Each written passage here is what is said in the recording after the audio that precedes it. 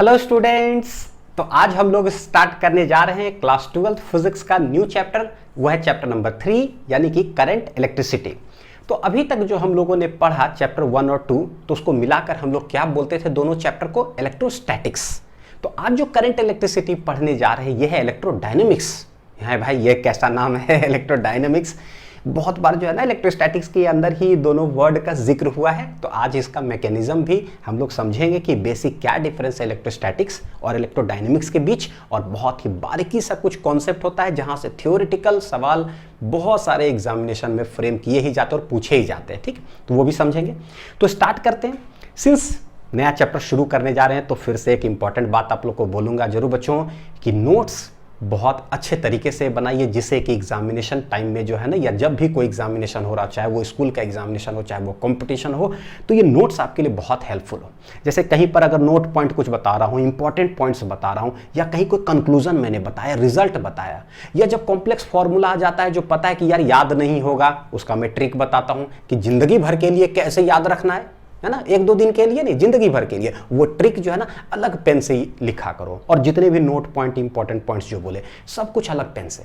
मान लो blue pen से पूरा नोट्स बना रहे हो तो रेड पेन का यूज कर लिया करो, ताकि जो है ना नोट्स एक तो हैंड रिटन नोट्स हो, ताकि जो है अपना एक प्रैक्टिस पहले ही हो जाए, लेक्चर देखते वक्त ही एक प्रैक्टिस हो गया। और दूसरा है नोट्स जो है अलग अलग पेन से बना हुआ है, एग्जामिनेशन टाइम में बहुत हेल्प करेगा। प्लस कोई फॉर्मूला बना रहा हूं, लास्ट में एक कंक्लूजन के रूप में जो ट्रिक बताता हूं वो जबरदस्त बेनिफिट कर जाता है आप लोग के लिए कि जो सवाल बहुत लेंदी बन रहा है बाई कॉन्सेप्ट से, शॉर्ट ट्रिक से 2 लाइन में बना। तो ये सब जो है अलग अलग पेन से लिखा करो, ठीक है, बड़ी हेल्प करेगा। चलिए शुरू करें। तो सबसे पहले देखते हैं कि क्या, तो ये है स्टेट्स ऑफ चार्ज, यानी चार्ज किस किस अवस्था में रह सकता है। तो किस किस अवस्था में रहता है भाई, है ना, किस स्टेट में? एक तो है एट रेस्ट में हो, या दूसरा है इन मोशन हो। तो हमने 2 चैप्टर पूरा पढ़ा कि चार्जेस एट रेस्ट, यानी कि the branch of physics which deals with the study of the charges at rest, तो उसको हम लोग बोले थे इलेक्ट्रोस्टैटिक्स। क्या बोले थे? इलेक्ट्रोस्टैटिक्स। तो ये जो एट रेस्ट है हम लोग पढ़े ऑलरेडी, कहाँ? इलेक्ट्रोस्टैटिक्स में, जिसमें कि कोई प्लेट ही हो जैसे कैपेसिटर, उस पर चार्ज देते थे तो चार्ज जमा हुआ रहता था। कोई कंडक्टर अगर लिए तो चार्ज उस पर दिए तो मान लो आउटर सरफेस पर जमा है, बस रेस्ट में सब है ठीक है। तो इलेक्ट्रोस्टैटिक्स। अब है कि अगर चार्जेस मोशन में हो तो अगर चार्जेस मान लो कि मतलब नेट फ्लो ऑफ चार्ज हो रहा हो, चार्ज यहाँ है इधर आया, तो भाई चार्जेस मोशन में कैसे हो सकते हैं? 2 रास्ते हैं, या तो मोशन में हो तो कांस्टेंट वेलोसिटी से चले, या वेरिएबल वेलोसिटी से चले, यानी वेलोसिटी चेंज हो रहा हो हर समय, तो उसको हम लोग क्या बोलते हैं? Accelerated motion. क्या बोलेंगे? Accelerated motion. तो भाई कांस्टेंट वेलोसिटी जो हम लोग पढ़ेंगे वो पढ़ेंगे बच्चों कहाँ आज पढ़ने जा रहे हैं, और वो है करंट इलेक्ट्रिसिटी में, जिसको कि हम लोग बोलेंगे इलेक्ट्रोडायनामिक्स। क्या बोलेंगे? इलेक्ट्रोडायनामिक्स, ठीक है। स्टैटिक मतलब रेस्ट, डायनेमिक्स मतलब मोशन। अच्छा, तो उधर क्या है तो एक्सेलरेटेड जब हो चार्जेस तो हम लोग पढ़ेंगे उसको, देखो कहाँ? इलेक्ट्रोमैग्नेटिज्म में। कहाँ पढ़ेंगे? इलेक्ट्रोमैग्नेटिज्म में। देखते हो गौर करके, अगर एक वर्ड देखोगे तो यहाँ भी इलेक्ट्रो, यहाँ भी इलेक्ट्रो, यहाँ भी इलेक्ट्रो। इलेक्ट्रो मतलब इलेक्ट्रॉन, इलेक्ट्रॉन मतलब चार्ज, क्योंकि चार्जेस के लिए वही रिस्पॉन्सिबल होता है अगर किसी एटम से इलेक्ट्रॉन निकल जाए तो वो पॉजिटिव चार्ज उस पर आ गया, अगर किसी एटम पर इलेक्ट्रॉन अगर गया तो उस पर नेगेटिव चार्ज, यानी पॉजिटिव और नेगेटिव सब रिस्पॉन्सिबल भाई कौन है? इलेक्ट्रॉन्स। इसीलिए इलेक्ट्रो, ना कि प्रोटोमैग्नेटिज्म, ना कि प्रोटोडायनेमिक्स, ना ही प्रोटोस्टैटिक्स। प्रोटॉन्स के लिए नहीं है, ना न्यूट्रॉन्स के लिए, इलेक्ट्रॉन्स के लिए कुछ ठीक ठाक लग रहा है। डायनेमिक्स मतलब यहाँ मोशन रहेगा, यहाँ पर जैसे एक्सेलरेटेड होगा अगर चार्जेस ना, तो मैग्नेटिक इफेक्ट चला आता है, पढ़ेंगे इलेक्ट्रोमैग्नेटिज्म के अंदर, ठीक है। तो ये हुआ ओवरव्यू, एक लिख लीजिए। आते हैं, सबसे पहला जो टॉपिक है वो है इलेक्ट्रिक करंट, जो कि बहुत बचपन से ही पढ़ रहे, व्हाट इज इलेक्ट्रिक करंट। तो जैसे कि कोई कंडक्टर हमारे पास है, क्या है भाई? कोई कंडक्टर हमारे पास है, इसका लेट क्रॉस सेक्शनल एरिया है ना यूनिफॉर्म ऐसे लिए, कोई सिलिंड्रिकल इन शेप का, तो क्रॉस सेक्शनल एरिया ए है, तो ये भी क्रॉस सेक्शनल एरिया हो गया। तो बीच में भी मान लो कोई अगर ऐसे ले लिए तो ये क्या है? क्रॉस सेक्शनल एरिया क्या होगा? ए ही होगा, सेम यूनिफॉर्म शेप अगर है तो बोलते हैं क्या, कोई भी cross sectional area of a conductor या कोई वायर है जो, तो उसे कितना नेट चार्ज जो है फ्लो किया है पर यूनिट टाइम। तो पर यूनिट टाइम का मतलब टाइम कितना हो, 1 सेकेंड। तो 1 सेकेंड में कितना नेट चार्ज जो है इस क्रॉस सेक्शनल एरिया से फ्लो किया, उसी को हम लोग बोलते हैं कि इलेक्ट्रिक करंट है। तो यानी कि इलेक्ट्रिक करंट क्या हो जाएगा, कितना चार्ज फ्लो किया पर सेकेंड। तो किसी भी चीज़ से डिवाइड करते हैं तो पता है कि वो पर हो जाता है यानी कि पर यूनिट टाइम 1 सेकेंड में कितना चार्ज फ्लो किया है। तब बोलेंगे rate of flow of charge across any cross section of a wire या फिर ऑफ ए कंडक्टर। ठीक है, तो ये इलेक्ट्रिक करंट हो गया। सही है, चलेगा। चलिए कुछ पॉइंट्स लिखते चलते हैं। सबसे पहला बोलेंगे एसआई यूनिट ऑफ करंट की अगर बात करेंगे तो वो क्या होता है, एम्पियर। क्या होता है, एम्पियर, जिसको कि कैपिटल ए से डिनोट करेंगे, साइंटिस्ट का नाम है। ठीक है, अब देखते हैं बच्चों क्या कि भाई डायमेंशन ऑफ करंट क्या होगा।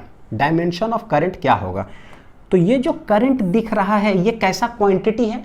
स्केलर और वेक्टर की बात नहीं कर रहे हैं, एकदम बेसिक। तो कौन सा क्वांटिटी है, फंडामेंटल क्वांटिटी है कि डेराइव्ड क्वांटिटी। बोलोगे सर इसका जिक्र आप क्यों कर रहे हो, बताऊंगा, बड़ी इंपॉर्टेंस है इसका। ये जो करंट है ना, ये कैसा है पता है, फंडामेंटल क्वांटिटी है, जो कि यूनिट्स डायमेंशन में हम लोग पहली बार पढ़े थे। फंडामेंटल क्वांटिटी, और फंडामेंटल को हम लोग क्या बोलते हैं, बेसिक भी बोलते हैं, बेसिक क्वांटिटी। तो टोटल कितने बेसिक क्वांटिटीज होते हैं फिजिक्स में, 7 + 2 था सप्लीमेंट्री, प्लेन एंगल और सॉलिड एंगल जो है ना। बेसिक कौन कौन है, मास है, लेंथ है, टाइम है, आपका इलेक्ट्रिक करंट है, टेम्परेचर है, लुमिनस इंटेंसिटी है, अमाउंट ऑफ सब्सटेंस है। ये 7 था फंडामेंटल क्वांटिटीज। ठीक, तो भाई करंट उसमें आता है, इलेक्ट्रिक करंट। तो हम बोलेंगे इसका जो यूनिट है वो क्या है भाई, एम्पियर। तो इसका डायमेंशन कैसे हम लोग लिखते हैं, देखिए जरा, सिंस बोलेंगे it is a fundamental quantity. तो भाई वहीं पर हम लोग सीख चुके हैं कि डायमेंशन ऑफ अगर करंट अगर लिखना होगा तो सीधे लिखते हैं डायरेक्ट जो है, क्योंकि इट इज ए फंडामेंटल, तो भैया सीधा सीधी लिख दो, इसके लिए कोई फॉर्मूला लगाने की जरूरत नहीं है। लेकिन वहीं अगर हमसे पूछे कि चार्ज का डायमेंशन क्या होगा, तो चार्ज कैसा क्वांटिटी हो जाएगा, सिंस इट इज फंडामेंटल। तो अगर आपको चार्ज का निकालना होगा तो फॉर्मूला का यूज करके निकालना होगा, यानी कि डेराइव करके आपको करना होगा। So it is known as कैसा क्वांटिटी, डेराइव्ड क्वांटिटी। देखो कुछ ही दिन पहले ही बच्चों जो है ना जेईई एडवांस का एग्जाम हुआ, जेईई एडवांस्ड का, और एक पूरा मैच द फॉलोइंग करके जो है ना पूरा आता है क्वेश्चन। क्या आता है, सिर्फ और सिर्फ डायमेंशन या यूनिट्स लिखने के लिए, सिर्फ और सिर्फ। तो सोचो कितना इंपॉर्टेंस है, और वो सवाल सारे स्टूडेंट से बनना चाहिए। जेईई एडवांस में आया तो क्या हुआ भाई, फ्री का क्वेश्चन होता है, तो बहुत जरूरी है। पूरा 12th फिजिक्स में चार्ज जो है ना, मतलब 7-8 चैप्टर तक जो है जरूरत पड़ते रहेगा। तो अगर बोला जाए क्या लिखने के लिए कि डायमेंशन ऑफ चार्ज, क्या बोला जाए, डायमेंशन ऑफ अगर चार्ज बोला जाए तो भाई फॉर्मूला का यूज करेंगे। तो Q बराबर क्या हो जाएगा, IT इतना, यानी कि I हो गया करंट यानी कि एम्पियर, और T है टाइम, तो ये हो जाएगा कितना, AT8। तो चार्ज का जो डायमेंशन हो जाएगा वो हो जाएगा 88। ठीक है, चलिए अब देखते हैं हम इसमें, सिंस जो करंट है वो है rate of flow of charge Q/T। तो भाई इसका एसआई यूनिट हो गया क्या, 1 मतलब एम्पियर। तो अगर ये 1 एम्पियर लिख दिया एसआई यूनिट, चार्ज क्या है, चार्ज का एसआई यूनिट कूलम्ब होता है, टाइम का सेकंड। यानी अगर 1 एम्पियर लिखना चाहे तो वो होगा क्या, 1 कूलम्ब पर क्या हो जाएगा, सेकंड, यानी सीधे 1 कूलम्ब क्या हो जाएगा पर सेकंड। तो 1 एम्पियर इक्वल टू 1 कूलम्ब, यानी when 1 coulomb of charge is flowing through any cross section area of a wire in 1 second, तो करंट जो फ्लो करेगा उसको हम लोग क्या बोलेंगे, 1 एम्पियर बोलेंगे। ठीक है, चलिए अब करंट है, आता है कि what is the direction of current.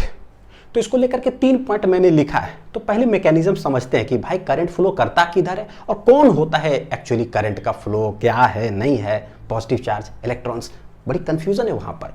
Clarity से घुसते हैं जरा, ठीक, तार के अंदर देखो, कोई कंडक्टर क्या, सीधे बोलते हैं कि कोई रजिस्टर हमने ले लिया, यानी कि कोई बल्ब ले लिया हमने, और उसको जो है हम बैटरी से कनेक्ट कर दिए। तो हमें पता है कि हाँ ठीक है, अभी जो पता है क्या, देखो कि पता है ये पॉजिटिव टर्मिनल नेगेटिव टर्मिनल, तो भैया पॉजिटिव से करंट फ्लो करेगा तो करंट ऐसे फ्लो करता है, ये हमें पता है। लेकिन थोड़ा मैं दूसरे तरीका से बता रहा हूँ। देखो what is the direction of flow of current. बच्चों आज जो हम लोग जानते हैं कि करंट जो फ्लो करता है किसी कंडक्टर में, हु इज रेस्पॉन्सिबल, तो पता है कि कंडक्टर के अंदर करोड़ों मात्रा में फ्री इलेक्ट्रॉन्स होते हैं, जिसको हम लोग क्या कहते हैं, कंडक्शन इलेक्ट्रॉन्स। नाम ही देखो फ्री इलेक्ट्रॉन्स का क्या, कंडक्शन इलेक्ट्रॉन्स, यानी यही कंडक्ट करेगा तो करंट कंडक्शन होगा, यानी कि करंट फ्लो करेगा, इलेक्ट्रिसिटी फ्लो करेगा। तो who is responsible for the flow of current? Conduction electrons, यानी कि फ्री इलेक्ट्रॉन्स, यानी इलेक्ट्रॉन्स फ्लो करता है तो उसके वजह से होता है। लेकिन सिंस तार के अंदर जो फ्री इलेक्ट्रॉन्स होता है ना, देखोगे इलेक्ट्रॉन्स का जो खोज हुआ है ना, वो है 1897 में हुआ, यानी कि 1900 ईस्वी के आसपास। तो ये तो भाई जो हम लोग पढ़ते हैं वो तो 1900 ईस्वी के आसपास है, लेकिन 1760 1750 के आसपास है, 1750 बोल दो, 1760 के आसपास ही बच्चों जो है ना positive charge and negative charge का जो है ना कॉन्सेप्ट, किसका positive charge and negative charge का जो कॉन्सेप्ट है, इतना साल, यानी कि अगर रफ एस्टिमेट देखें तो 150 साल पहले ही जो है ना हमारे पास वो कॉन्सेप्ट था पॉजिटिव चार्ज और नेगेटिव चार्ज को लेकर, बेंजामिन फ्रैंकलिन दिए थे। ठीक है, तो अब इलेक्ट्रॉन का खोज हुआ नहीं है तो पता ही नहीं है भैया इलेक्ट्रॉन क्या होता है, किधर फ्लो करता है, तो पॉजिटिव चार्ज को लेकर ही जो है ना क्या है, करंट को मतलब करंट का डायरेक्शन को डिफाइन कर दिया गया था। यानी कि करंट किधर होता है, बोले जिधर पॉजिटिव चार्ज फ्लो करेगा वायर में ना, वही है direction of flow of current.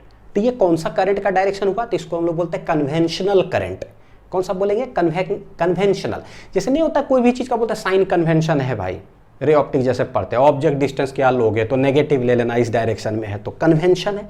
तो वही चीज है, कन्वेंशनल डायरेक्शन ऑफ करंट जो होता है वो is defined according to flow of positive charge. क्यों? क्योंकि 150 साल के बाद जो है इलेक्ट्रॉन्स का खोज हुआ इसीलिए। तो अब देखते हैं कि तार के अंदर पॉजिटिव चार्जेस जो होते हैं, कोई भी एटम है बच्चों, एटम से एक इलेक्ट्रॉन निकला तो वो कहलाया फ्री इलेक्ट्रॉन्स। सिंस एटम से इलेक्ट्रॉन्स निकला तो भैया ये क्या हुआ, पॉजिटिव आयन बना, यानी पॉजिटिव चार्ज। इलेक्ट्रॉन्स कैसा है, नेगेटिव चार्ज। तो बोले जो पॉजिटिव चार्ज है, देखो कि क्या होगा, ये पॉजिटिव टर्मिनल पॉजिटिव चार्ज को मारेगा धक्का, तो ये भागेगा किधर, इधर। देखो भागा इधर पॉजिटिव चार्ज, ठीक है, भाग रहा है। और दूसरे तरीका से अगर देखोगे तो ये नेगेटिव पकड़ के उसको क्या करेगा, खींचेगा भी। तो भैया यानी कि पॉजिटिव चार्ज का अगर फ्लो हम लोग देखें तो ये ऐसे ऐसे ऐसे इधर फ्लो कर रहा है। जिधर पॉजिटिव चार्ज फ्लो करता है वही हम लोग बोलते हैं क्या है, डायरेक्शन ऑफ करंट है। यानी सबसे पहला देखो क्या, it flows from positive terminal to negative terminal of the battery, external to the battery. यानी कि बैटरी जो है positive terminal negative terminal, battery के अंदर की कहानी नहीं, अंदर में करंट कुछ और होता है।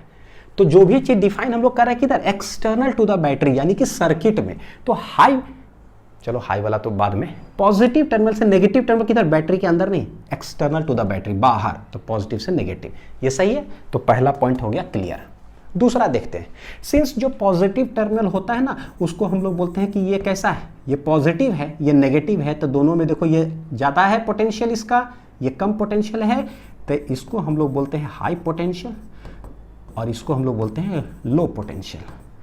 तो सिंस पोटेंशियल पढ़ चुके हैं तो इसका तो पूरा कॉन्सेप्ट मैंने बहुत बार जिक्र किया भी है। यानी हम कैसे कह सकते हैं फिर से, current flow from high potential to low potential external to the battery. तो it flows from higher potential to lower potential external to the battery, ये भी ठीक है। तीसरा क्या है, सिंस भाई 1897 में इलेक्ट्रॉन्स का खोज हो गया, अब हम इलेक्ट्रॉन्स के रूप में जानते हैं। तो सवाल है कि तार के अंदर जो इलेक्ट्रॉन्स होता है वो किधर फ्लो करता है। देख लीजिए, तार के अंदर जो इलेक्ट्रॉन्स है, तार के अंदर जो फ्री इलेक्ट्रॉन्स है, देख लो, नेगेटिव, ये भी नेगेटिव, तो नेगेटिव नेगेटिव मारेगा धक्का, तो ये भागेगा इधर। और जितना इलेक्ट्रॉन्स, ये पॉजिटिव टर्मिनल क्या कर रहा है, पकड़ के खींच भी रहा है, यानी इलेक्ट्रॉन्स का फ्लो देखें तो इधर है।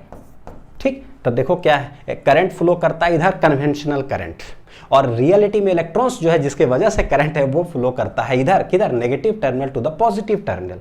यानी हम डायरेक्शन ऑफ करंट को ऐसा बोल सकते हैं कि it is just the opposite direction of the flow of electrons. जिधर इलेक्ट्रॉन फ्लो करता है उसके ठीक ऑपोजिट में करंट फ्लो करता है। ठीक है, ये है, तो it flows in the opposite direction of flow of क्या है, इलेक्ट्रॉन्स। तो ये हो गया पूरा अंदरूनी सब मैकेनिज्म। लिख लीजिए। तो तीन तरीका से। अब अभी हमने पढ़ा कि भाई करंट जो है ना उसका डायरेक्शन होता है, तो लग रहा है जैसे कि करंट वेक्टर क्वांटिटी होगा क्योंकि इसका डायरेक्शन होता है। लेकिन सवाल अलग तरह से है कि in spite of having direction, अभी जस्ट हमने पढ़ा, बोलता है क्या, current is a scalar quantity है तो भाई तो एक्सप्लेन करो भाई कि क्यों ऐसा है। तो हम लोग जानते हैं कि कोई भी चीज अगर वेक्टर क्वांटिटी होता है तो it follows vector law of addition, जिसमें ट्रायंगल लॉ ऑफ एडिशन है, parallelogram law of addition of vectors पढ़े। वेक्टर तो पीछा नहीं छोड़ेगा। तो जैसे कि फोर्स के बारे में अगर बात करें तो हमको पता है कि भाई एक अगर फोर्स इधर लग रहा है, एक फोर्स अगर इधर लग रहा है, दोनों के बीच कोई ना कोई एंगल अगर है, फोर्स मतलब एक आंधी इधर आया, मैं यहाँ खड़ा हूँ, एक आंधी इधर आया, एक आंधी इधर आया, मैं उड़ियाऊंगा किधर, तो पता है दोनों के कहीं बीच में उड़िया जाएंगे। तो this is the resultant direction of the क्या है, फोर्स, यानी इन दोनों का क्या होता है, बीच में। और वो कैसे निकालते हैं रिजल्टेंट फोर्स का मैग्नीट्यूड, तो root under F1 square plus F2 square plus 2F1 F2 cos of theta. सच में हम जो है ना इधर फेंकाएंगे, हवा है इधर कुछ नहीं, लेकिन मैं फेंकाऊंगा। तो ये है वेक्टर क्वांटिटी का पूरा कहानी। लेकिन क्या करंट के साथ ऐसा होता है क्या, देखते हैं। अगर एक तार है, इसमें मान लो कि 5 एम्पियर फ्लो कर रहा है एक तार में, ठीक है, यहां से 2 तार, एक इधर चल जाए और एक इधर चल जाए, दोनों के बीच में कुछ ना कुछ एंगल है। मान लेते हैं कि 3 एम्पियर इधर चला गया, तो देखो तार है, पता है कि करंट जो है या इलेक्ट्रॉन से फ्लो किधर करता है, हवा में तो ऐसे फ्लो करेगा नहीं, वो तार के अंदर फ्लो करेगा, है ना। तो अगर 3 एम्पियर इधर चल गया है तो 5 में से 3 उधर चला गया बच्चों, 2 एम्पियर फ्लो किधर करता है, इधर। सिंस तार इधर इधर है तो इधर फ्लो करेगा। क्या ऐसा है क्या, ये इधर 3 इधर 2, अच्छा ये 3 और 2 का रिजल्टेंट क्या हो जाएगा, तो भैया बीच में करंट फ्लो करेगा किधर, हवा में, तार से बाहर निकल करके फ्लो करेगा क्या, नहीं, है ना। तो सिंस जो है ना current do not follow vector law of addition, hence उसको हम लोग बोल देते हैं क्या है, स्केलर क्वांटिटी। एकदम सिंपल वे में, बिल्कुल ठीक है, कोई कॉम्प्लेक्सिटी नहीं बनाना इसमें। तो because it do not follow vector law of addition, simple सा। तो ये है इतना। अब आते हैं फॉर्मूलाज ऑफ करंट। करंट के बहुत सारे फॉर्मूलेज होते हैं। सबसे पहला क्या, तो बाय डेफिनेशन जो हम लोग पढ़े वो था कि करंट क्या था, rate of flow of charge. तो ये हो गया Q/T, तो ये हो गया पहला, ठीक। बी पार्ट में देखते हैं बाय क्वांटाइजेशन ऑफ चार्ज। तो हमको पता है कि कभी भी कोई चार्ज लिखना है ऑन ए बॉडी तो वो हमेशा क्या होता है, it is an integral multiple of basic elementary charge. कितना हाई लेवल अंग्रेजी हो गया। बेसिक एलिमेंट्री चार्ज का मतलब क्या, कि भाई किसी बॉडी पर कितने टोटल चार्ज हैं, तो वो कितना होता है। अगर एक ही चार्ज किसके वजह से, इलेक्ट्रॉन के वजह से, अगर एक ही इलेक्ट्रॉन होता तो 1e हो जाता, 2 इलेक्ट्रॉन तो 2e। लेकिन पता है हमेशा जो चार्ज होने बॉडी होता वो इंटीजर मल्टीपल, तो इंटीग्रल का मतलब इंटीजर। तो लेट जो है कितना हो जाएगा, n टोटल है, n यहां पर है क्या बच्चों, पढ़ा हुआ क्वांटाइजेशन में ना, n है क्या, इंटीजर है। तो भैया अगर 1 होगा तो 1e, 2 होगा तो 2e, ठीक। तो इंटीजर्स मतलब क्या हो गया, देखो 0 plus minus 1 plus minus 2 plus minus 3। Integer तो भाई पॉजिटिव भी हो सकता है, नेगेटिव भी हो सकता है, 0 भी हो सकता है। उसी तरह से चार्ज पॉजिटिव भी होता है, नेगेटिव भी होता है और 0 भी होता है, हेंस ठीक ठाक है। तो Q को हम लोग लिख सकते हैं क्या, NE लिख दें मैग्नीट्यूड वाइज। तो करंट का एक फॉर्मूला बन जाएगा क्या, देखो Q के जगह लिख दिए NE, तो NE बटे कितना हो गया T, तो ये भी हो गया। This is by quantization of charge, है ना। बेसिक एलिमेंट्री चार्ज का मतलब होता है कि चार्ज ऑफ एन इलेक्ट्रॉन, एक इलेक्ट्रॉन का जो है, और उसका इंटीजर मल्टीपल कर दो उतना है, ठीक। चलिए सी पार्ट में देखते हैं और क्या है। तो in case of circular motion और Bohr's model of hydrogen atom, जो कि न्यूक्लियर फिजिक्स के अंदर यूज होगा। Bohr's model of hydrogen atom chemistry atomic structure में आपने पढ़ा होगा कि भाई हाइड्रोजन एटम जैसी बोल रहे हैं तो इसके अंदर इलेक्ट्रॉन्स कितना होता है बच्चों, इलेक्ट्रॉन्स कितना होता है, एक, कितना है, 1 इलेक्ट्रॉन, ठीक है। अच्छा न्यूक्लियस है इसका, तो न्यूक्लियस यहां पर है। तो न्यूक्लियस के चारों ओर सिंस एक ही इलेक्ट्रॉन है तो ये क्या कर रहा है, गोल गोल गोल गोल गोल गोल गोल घूम रहा है।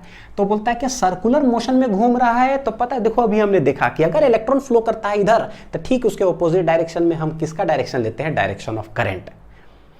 तो ये न्यूक्लियस फिजिक्स जो कि क्लास 12th के एटॉमिक स्ट्रक्चर ये सब है, न्यूक्लियस चैप्टर है, एटॉमिक स्ट्रक्चर ये सब में आएगा।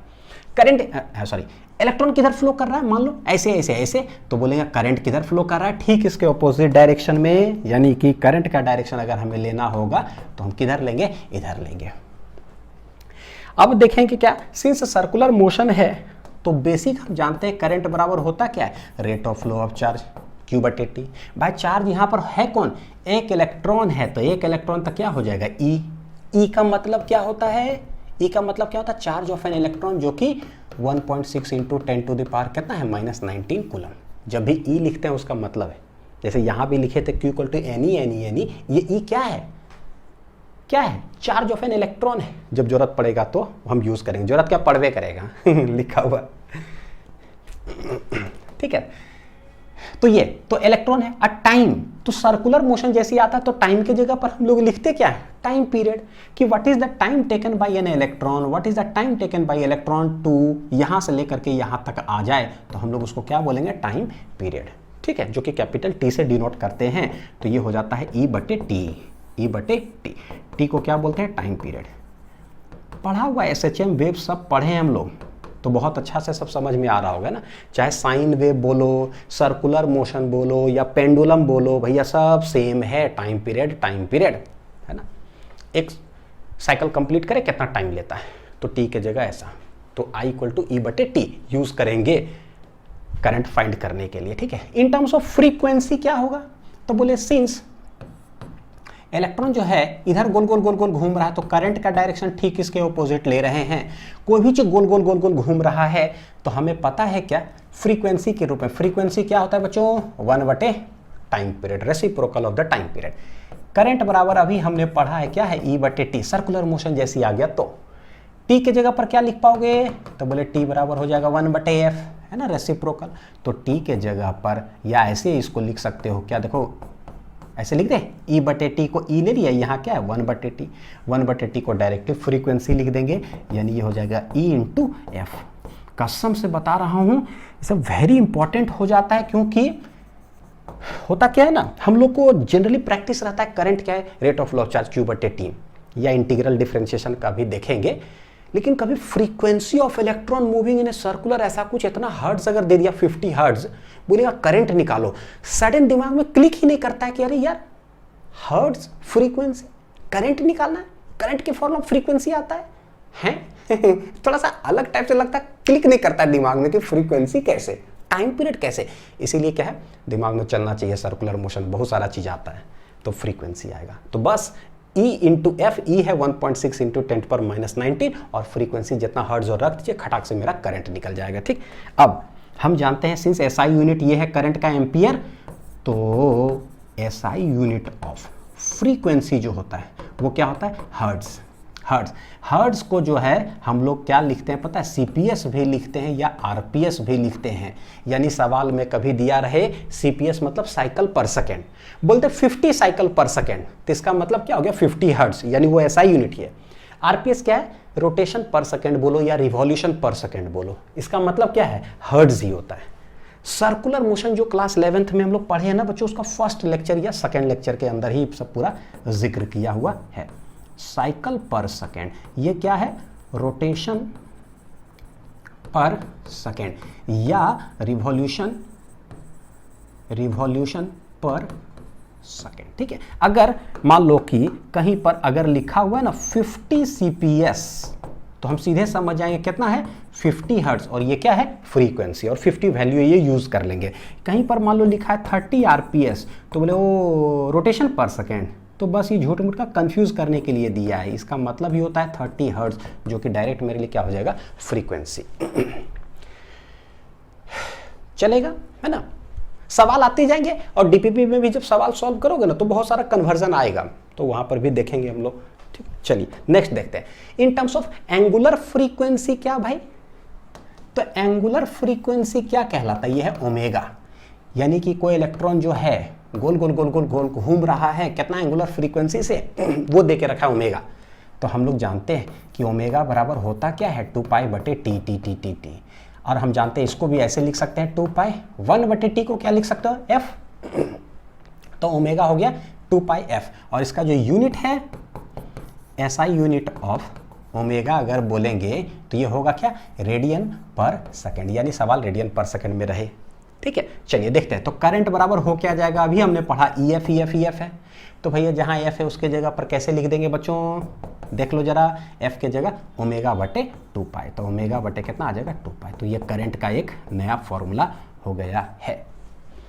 ठीक है, तो ये हो गया एंगुलर फ्रीक्वेंसी में दिया रहे, तो कभी भी की है ना एक एंगुलर फ्रीक्वेंसी से इलेक्ट्रॉन गोल गोल घूम रहा है, या कोई चार्ज Q है रिवॉल्व कर रहा है एंगुलर फ्रीक्वेंसी से, बताओ कि क्या, तो धड़ाक से लिख देंगे। ठीक है, अच्छा नेक्स्ट पार्ट है क्या, सोच सकते हो खाली करंट का फॉर्मूला लिख रहा हूं मैं इतना सारे वेरिएशन पे, in terms of linear velocity, यानी कि एक इलेक्ट्रॉन है गोल गोल गोल गोल गोल गोल घूम रहा है कितना वेलोसिटी से, v से, और जो सर्कल पाथ में घूम रहा है या bourse model of hydrogen atom में, तो न्यूक्लियस यहाँ, इलेक्ट्रॉन यहाँ, किस ऑर्बिट में घूम रहा है, तो उसका रेडियस क्या है दे के रखा है। तो देखो कैसे लिखेंगे, सर्कुलर मोशन है, लीनियर वेलोसिटी, करंट बराबर क्या होता है भैया, rate of flow of charge, charge कौन है, इलेक्ट्रॉन, टाइम क्या लिखेंगे, टाइम पीरियड। ठीक है, वेलोसिटी लाना है, कैसे लाए, तो बोले कि टाइम बराबर देखो हो क्या जाएगा, distance divided by speed, distance divided by speed, क्यों, क्योंकि हमको लीनियर वेलोसिटी यानी वेलोसिटी चाहिए v। एक साइकिल में कितना टाइम लिया, अच्छा एक साइकिल में कितना डिस्टेंस होता है, एक साइकिल में मतलब यहां से लेकर के यहां तक आएगा तो डिस्टेंस कितना कवर करता है, सरकमफ्रेंस के बराबर, यानी जो डिस्टेंस हो जाएगा वो हो जाएगा सरकमफ्रेंस डिवाइडेड बाय स्पीड हो v। सरकमफ्रेंस का फॉर्मूला 2πr, रेडियस r है, डिवाइडेड बाय v, तो दिस इज टाइम पीरियड का फॉर्मूला जिसको कि हम वहाँ यूज़ करेंगे। ठीक है, तो करंट बराबर देखो क्या हो जाएगा, E बटे टी, टी क्या है भाई 2πr divided by v, hence ये v चला जाएगा किधर, ऊपर, तो v चला गया ऊपर, नीचे आ जाएगा कितना 2πr, तो ये हो गया करंट का मेरा नया फॉर्मूला, EV बाई 2πr।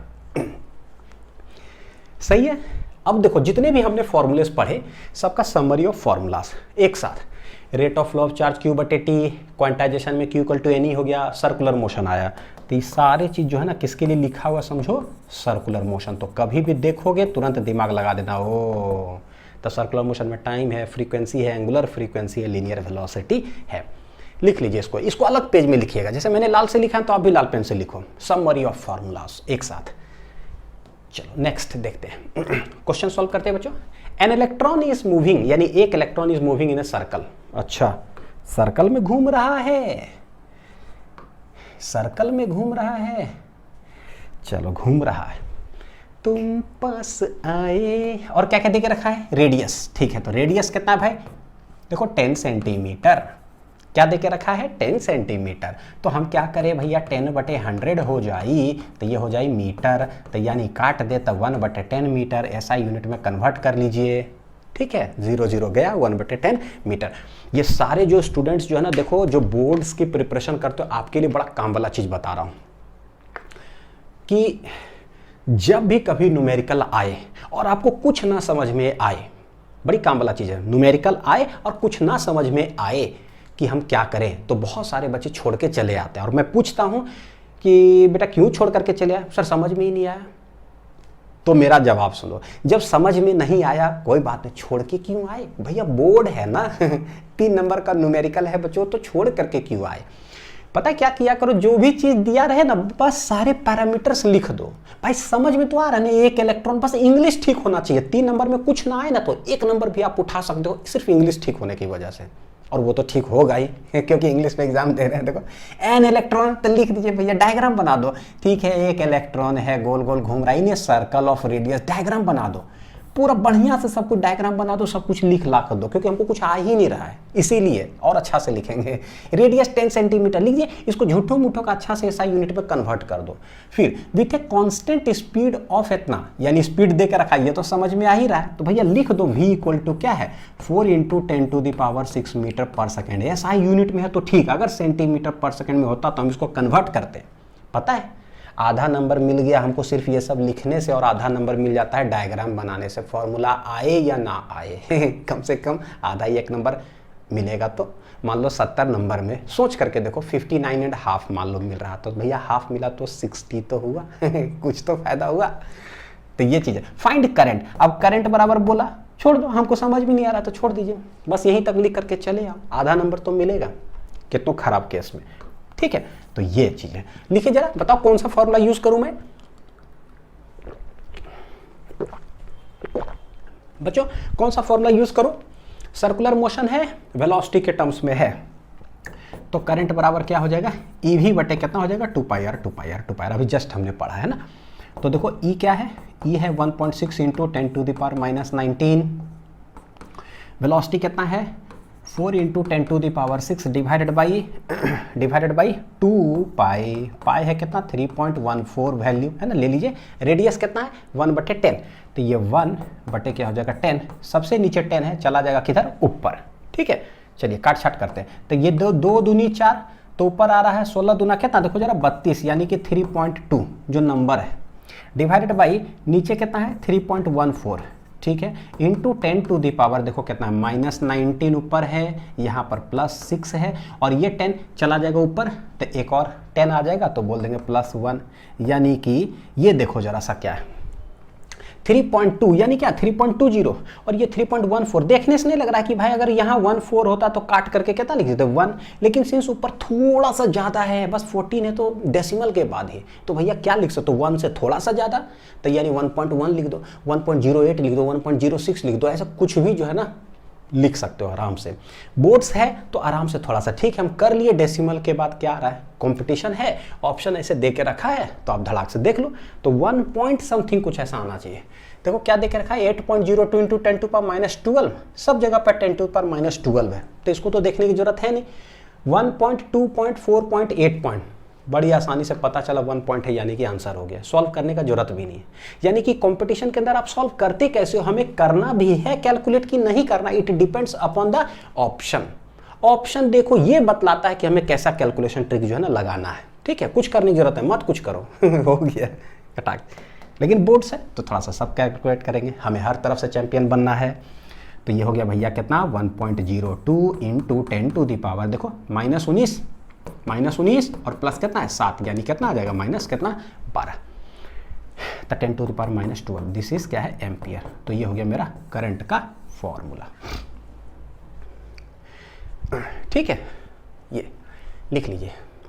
तो कोई भी फॉर्मूला उठा के पूछा जा सकता है, 7 वो जो पढ़े हैं। नेक्स्ट आता है टाइप्स ऑफ करंट। करंट कितने टाइप्स के होते हैं, तो एवरेज करंट एक हो गया, इंस्टेंटेनियस करंट।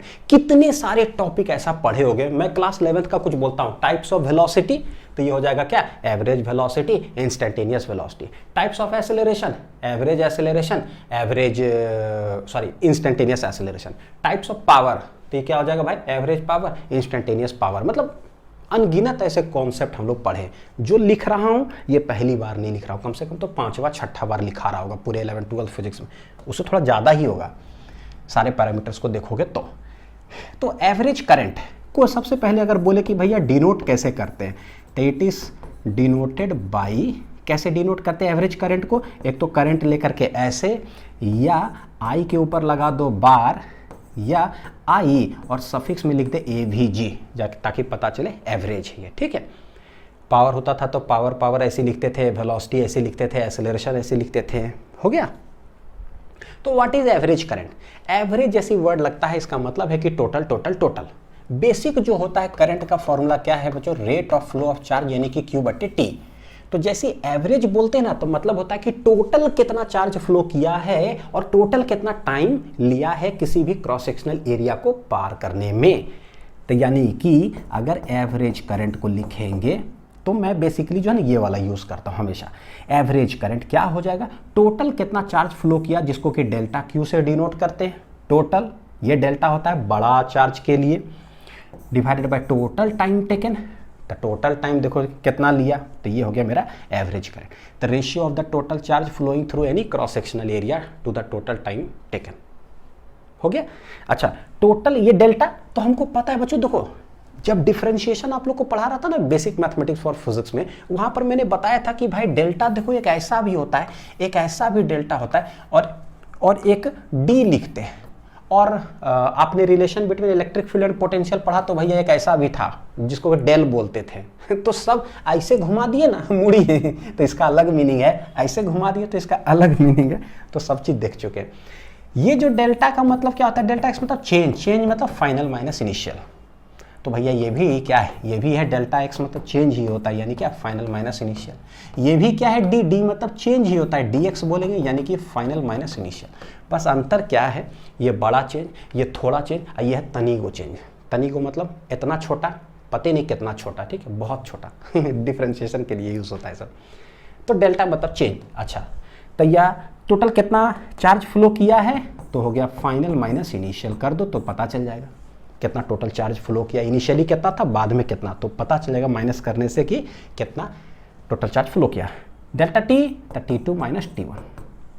मान लो अभी 5 सेकेंड हो रहा है, ठीक है, मान लो 5 सेकेंड, ठीक। अब देख रहे हैं 8 सेकेंड तक, तो 5 सेकेंड से 8 सेकेंड के बीच में कितना चार्ज फ्लो किया, तो what is the time taken, तो बोले 8 में से 5 माइनस करो, यानी कि 3 सेकेंड में देखना है हमें कि कितना चार्ज फ्लो किया है। तो जब भी आए तो ऐसे बनाना, दिस इज एवरेज करंट। तो ये फर्स्ट मेथड होता है एवरेज करंट का ना, ये लिखने का जो तरीका बता रहा हूं, यह है फर्स्ट मेथड।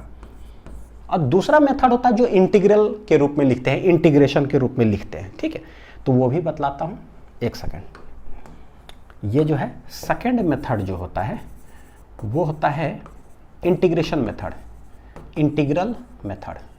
ये बेसिक हो गया पहला वाला जो लिखा मैंने, ठीक है। तो इंटीग्रल मेथड जो ना एक्चुअली इंस्टेंटेनियस को समझने के बाद होता है। देखते हैं इंस्टेंटेनियस क्या है भाई, कि किसी भी इंस्टेंट पर कितना करंट फ्लो कर रहा है, यानी अभी आपने 3 सेकंड में देखा था कि कितना फ्लो कर रहा। बोलता है इंस्टेंट का मतलब क्या, एकदम dt टाइम में, तो dt टाइम मतलब 0.000000001 सेकंड में बताओ कि कितना चार्ज फ्लो किया यानी जो बहुत बड़ा टाइम था ना उसको छोटा करके dt बना दो। तो कैसे बनाते हैं हम लोग, बोले सिंस एवरेज करंट जो होता है, सबसे पहला अगर मैं बोलूं ये लाइन लिख देता हूं, पता है क्या, इट इज डिनोटेड बाय क्या, तो इंस्टेंटेनियस करंट को ना सिंपल आई से डिनोट करते हैं, यानी इसको डिनोट किए ऐसे और इसको डिनोट किया सिंपल आई। तो जब ये आई लिखा रहता है वो एक्चुअली इंस्टेंटेनियस करंट को डिनोट करता है, ठीक। तो देखो क्या है, करंट एवरेज जो होता है वो होता है rate of flow of charge, total कितना चार्ज फ्लो किया, टोटल टाइम टेकन। लेकिन इंस्टेंट की बात करेंगे तो भैया लिमिट लगा दो, ये जो टाइम बहुत ज़्यादा था ना टेंडिंग तो कर दो 0, सच दैट ये जो डेल्टा टाइम है टेंडिंग टू 0 करेंगे तो एकदम तनीगो बन जाएगा। तनीगो मतलब क्या होता है, dt बन गया। तो अगर टाइम लो हुए एकदम तनीगो 0.0001, उसमें 5 करोड़ चार्ज थोड़ी फ्लो करेगा, एकदम तनीगो चार्ज फ्लो करेगा। तो तनीगो को क्या कहते हैं, dq। So this is the instantaneous current. यहीं पर चाहे इंस्टेंटेनियस वेलोसिटी लगा लो, एक्सीलरेशन लगा लो, कुछ भी लगा लो, तो the current flowing through any cross sectional area at any instant of time, कोई भी, तो इंस्टेंटेनियस। अब यहीं से हमें पता चलता है राइट साइड में कि जो I इक्वल टू dq/dt आया, ठीक है, चार्ज अगर दिया रहेगा फंक्शन ऑफ टाइम तो चार्ज को डिफरेंशिएट कर देंगे तो हमें करंट निकल जाएगा। लेकिन अगर हमसे चार्ज पूछा गया तो कैसे करोगे, देखो dq जो है वो क्या बन जाएगा, I dt। अब आप टोटल चार्ज निकालना तो आप करोगे क्या, how to find total charge, तो भैया इंटीग्रेट, तो इधर भी इंटीग्रेट, तो लेट dt है तो 0 से t टाइम तक है ना, और चार्ज तो लेट 0 से लेकर के q ले लिए ताकि टोटल कितना चार्ज फ्लो किया। तो देखो ये जो dq है ये बन जाएगा q, क्या बन जाएगा बच्चों, q। 0 से लेकर के q तक इंटीग्रेट करोगे तो क्या आएगा, q माइनस 0, यानी कि q ही आने जा रहा है, तो हम इसको सिर्फ q लिख देते हैं। तो इधर क्या आ रहा है, I dt 0 से लेकर के t। तो टोटल चार्ज निकलता कैसे है, इस तरह से तो ये इंटीग्रेट करना पड़ेगा, ये डिफरेंशिएट करना पड़ेगा। किसको डिफरेंशिएट करेंगे, चार्ज को डिफरेंशिएट करेंगे विथ रेस्पेक्ट टू टाइम, तो मुझे करंट निकलेगा उस इंस्टेंट पर।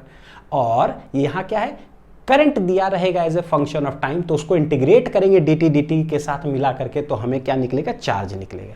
तो current will be given as a function of time तो integrate, charge will be given as a function of time तो उसको डिफरेंशिएट, ठीक है। अच्छा अभी कराऊंगा, सवाल कराऊंगा। तो अब यहीं से हमें पता चलता है कि क्या पता चलता है कि एवरेज करंट का लिखने का दूसरा फॉर्मूला, अभी हमने देखा कि यहां पर क्या लिख रहे हैं, टोटल कितना चार्ज फ्लो किया, टोटल टाइम टेकन। तो टोटल चार्ज जो फ्लो किया उसको आप कैसे लिख सकते हो इंटीग्रल के रूप में, बोले भैया तनी को चार्ज पहले लिख लो, उसको इंटीग्रेट कर दो ताकि टोटल चार्ज हो गया। देखो dq क्या बन जाता है, total q, dl total l, dt total t, है ना। तो टोटल जो है उसको आप कैसे लिखोगे, इंटीग्रेट कर दो, dq कहां तक, तो टोटल q, ठीक है।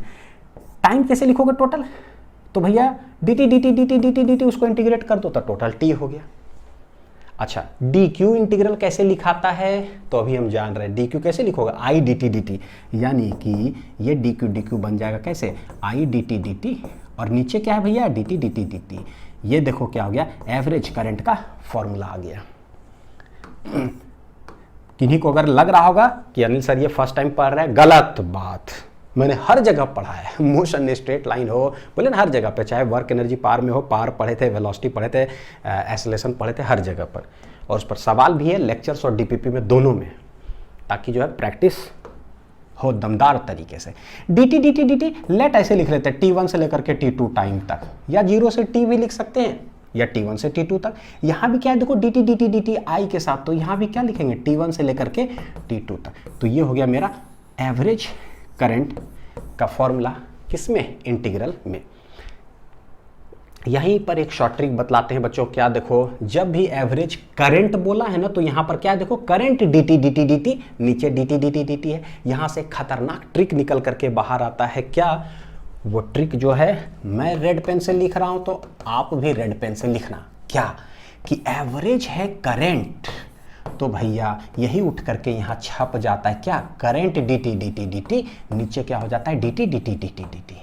यहीं से अगर मैं बोलूं, मैं अपना नाम लिख लूं कि एवरेज को अगर अनिल बाय चांस किसी दिन पूछ देना, तो आप अपना नाम लिखो, मैं अपना नाम लिख रहा हूं एवरेज अनिल, वो एवरेज अनिल, तो भैया ये हो जाएगा अनिल dt dt dt। तो Anil dt dt dt divided by dt dt dt, कहाँ से कहाँ तक, t1 से t2 तक, t1 से t2 तक। तो अपना अपना नाम लिखिए रेड पेन से, ठीक है, तब जाकर के तेज बनिएगा।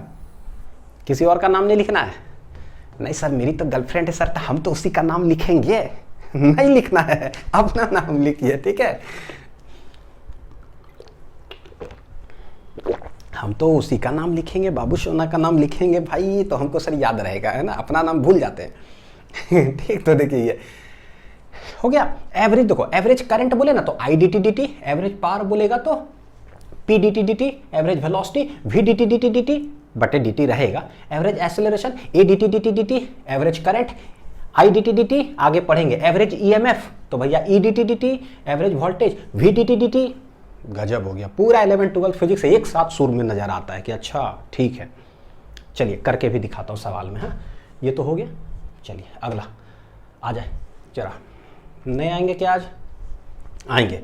सबसे पहला देखो हमें दे के रखा है क्या, चार्ज दे के रखा है, देखो क्या 3t² + 2t + 5, यानी कि q is a function of time.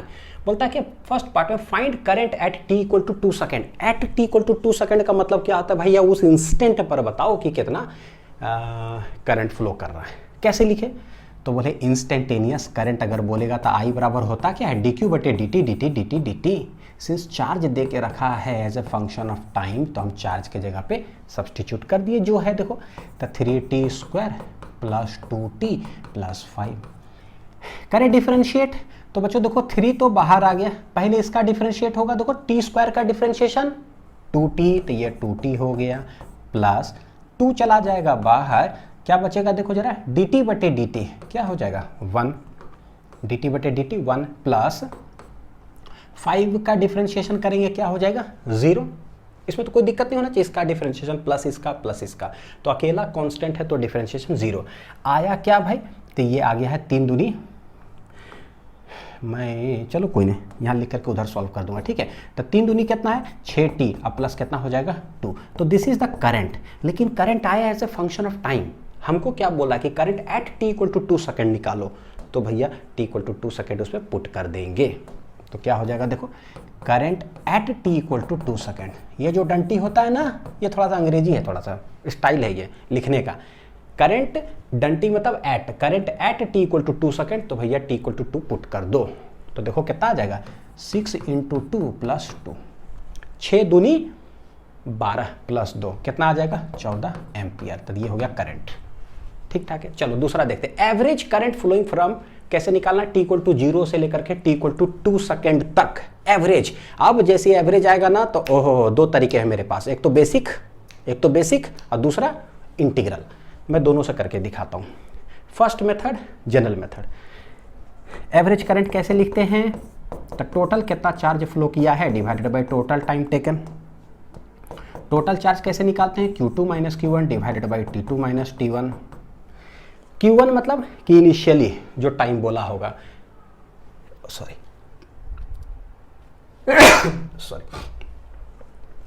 Initially t = 0 पर तो t1 क्या हो गया, t इक्वल टू 0, t2 कितना हो गया मेरे लिए 2 सेकेंड। तो वहां पर चार्ज निकाल लो कि कितना होगा। तो हमारे लिए देखो चार्ज दे के रखा है as a function of time, यानी कि टाइम पुट करेंगे चार्ज हमारा निकलेगा बड़ी आसानी से। तो देखो t1 मेरे लिए है कितना 0 सेकेंड। तो अगर हमें q1 निकालना होगा तो q1 एट निकालेंगे कितना, t1 इक्वल टू 0 सेकेंड, तब पुट कर दीजिए, है ना, t1 इक्वल टू 0 सेकेंड पर तो चार्ज निकालते हैं। तो एट t इक्वल टू 0 तो पुट कर दो इसमें 0, देखो कितना आएगा, तो 3 इंटू 0 का होल स्क्वायर, यहाँ बचो देख लो 3 इंटू 0 का होल स्क्वायर प्लस 2 इंटू 0 और प्लस कितना है 5, ठीक है। तो ये हो कितना आ जाएगा 0 का होल स्क्वायर स्वाहा स्वाहा, तो ये बचा 5, यानी कि पहला जो चार्ज होगा Q1 वो कितना है 5 कूलम फ्लो करेगा at t equal to 0 second पर। अच्छा t इक्वल टू 2 सेकेंड पर लिख लेते हैं, t इक्वल टू 2 सेकेंड पर, तो ये है 2 सेकेंड। तो बोलेंगे कि जो नेक्स्ट चार्ज हो जाएगा वो t इक्वल टू 2 सेकेंड पर निकालना है। तो ठीक है, तो 3 इंटू देखो क्या हो जाएगा, 0 का स्क्वायर था वहाँ 2 का स्क्वायर कर देंगे, प्लस 2 इंटू 0 जो था उसको 2 कर दीजिए, प्लस कितना हो गया 5। तो ये हो जाएगा 2 दूनी 4 तिया 12 प्लस 2 दूनी 4 प्लस कितना है 5, तो 12 4 16, 16 5 21, तो 21 कूलम हो गया। ये कितना हो गया Q2। हेंस लिखेंगे Q2 कितना है भाई, तो 21 coulomb minus 5 coulomb divided by T2 minus T1, तो ये हो जाएगा 2 माइनस 0। तो 21 में से 5 चला जाएगा कितना हो जाएगा 16 5 21 डिवाइडेड बाई 2, तो ये होगा 2 8 16, यानी कि 8 एम्पियर हो गया मेरा क्या एवरेज करंट कितना फ्लो कर रहा है, ठीक है, एवरेज करंट। अब जैसे ये बेसिक था, ठीक है, यही आसान, कभी कभी क्या होता है यही आसान लग जाएगा, कभी इंटीग्रल वाला आसान लगे, लेकिन सीख करके दोनों रखना है क्योंकि भाई जरूरत पड़ सकता है हमें। चलो दूसरा देखते हैं, second method by integral. Charge देखिए कितना रखा है 3t square plus 2t plus कितना है 5, ठीक है ना, 3t square plus 2t plus 5 हो गया। हाँ, हमें एवरेज करंट निकालना है, तो अभी हमने सीखा है एवरेज करंट क्या होता है, जो मेरा नाम है वही i dt dt dt divided by dt dt dt dt dt, कहाँ से कहाँ तक t1 से t2। तो टाइम देखो हमें क्या देके रखा है बच्चों 0 से लेकर के 2, तो ये तो सेट हो गया। i हमें चाहिए, आई निकालेंगे कैसे, तो बोले सिंस करंट दे के रखा, अब सॉरी चार्ज दे के रखा है तो इंस्टेंटेनियस करंट निकलता कैसे है, rate of flow of charge से।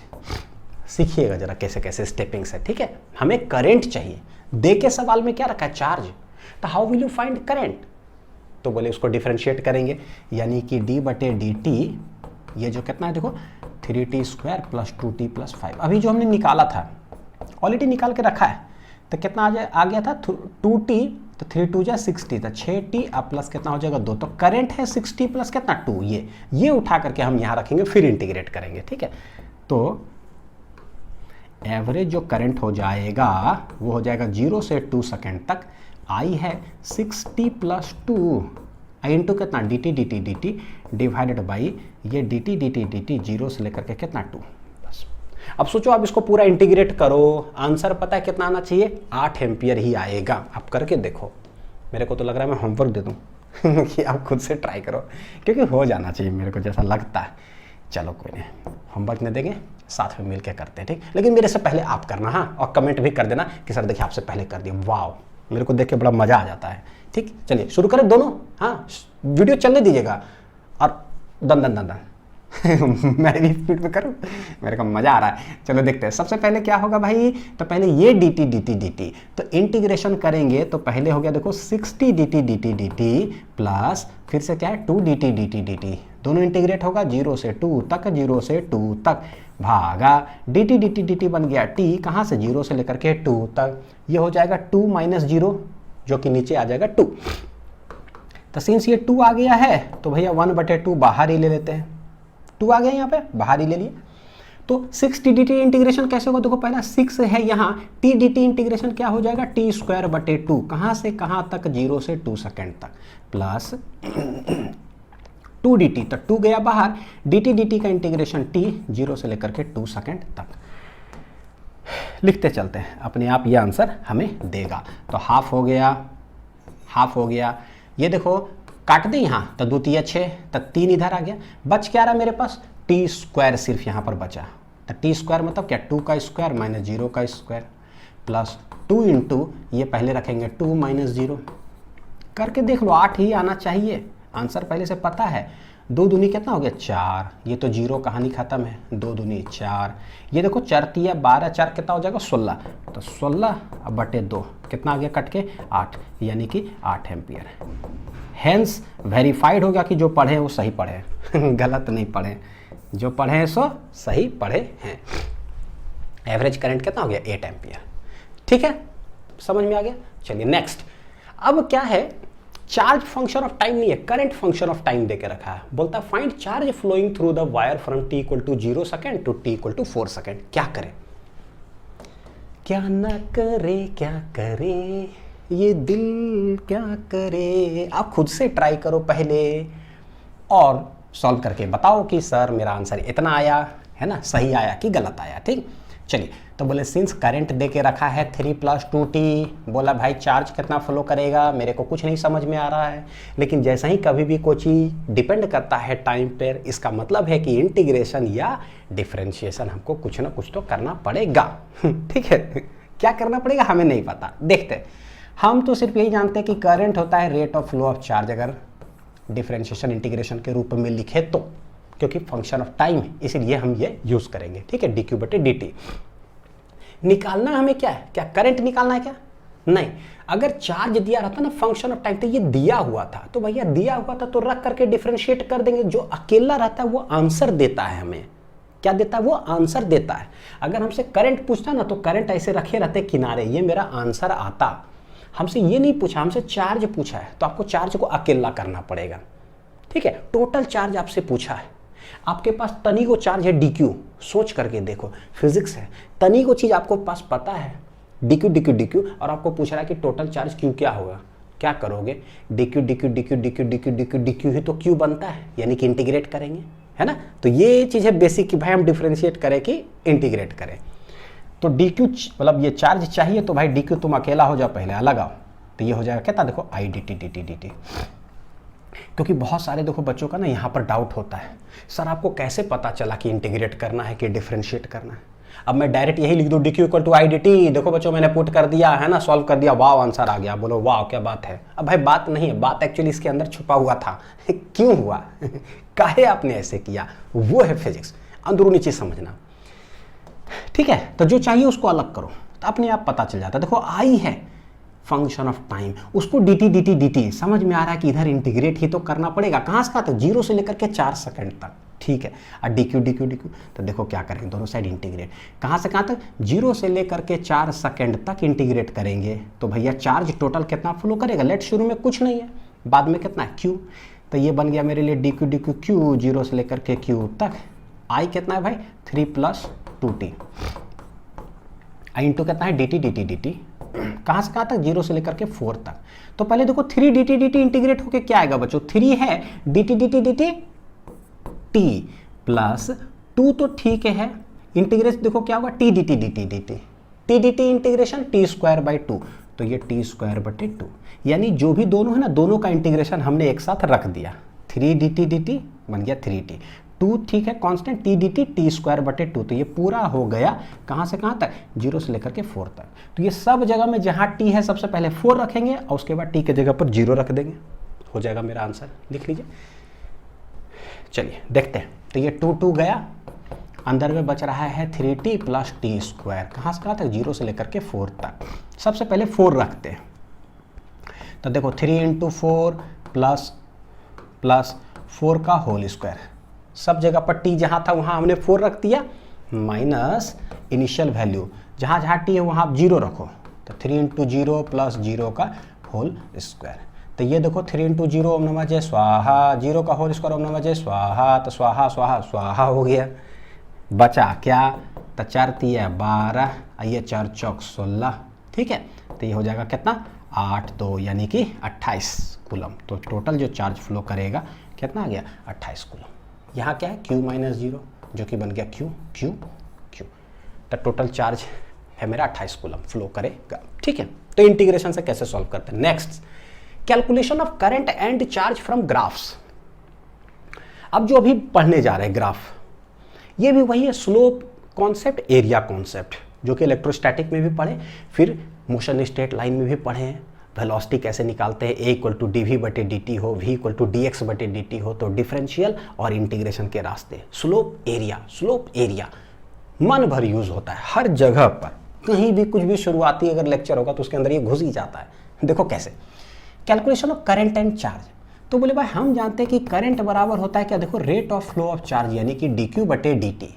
तो डी क्यू बराबर यहाँ से क्या हो जा रहा है, I D T D T D T. ये देख रहे हैं कि इसमें इंटीग्रेट करते हैं दोनों तरफ तो चार्ज निकलता है, इसमें चार्ज को डिफ्रेंशिएट करेंगे तो करंट निकलता है। अच्छा ये क्या है, देखो समथिंग बटे समथिंग, और इस साइड क्या हो रहा है, समथिंग इंटू समथिंग।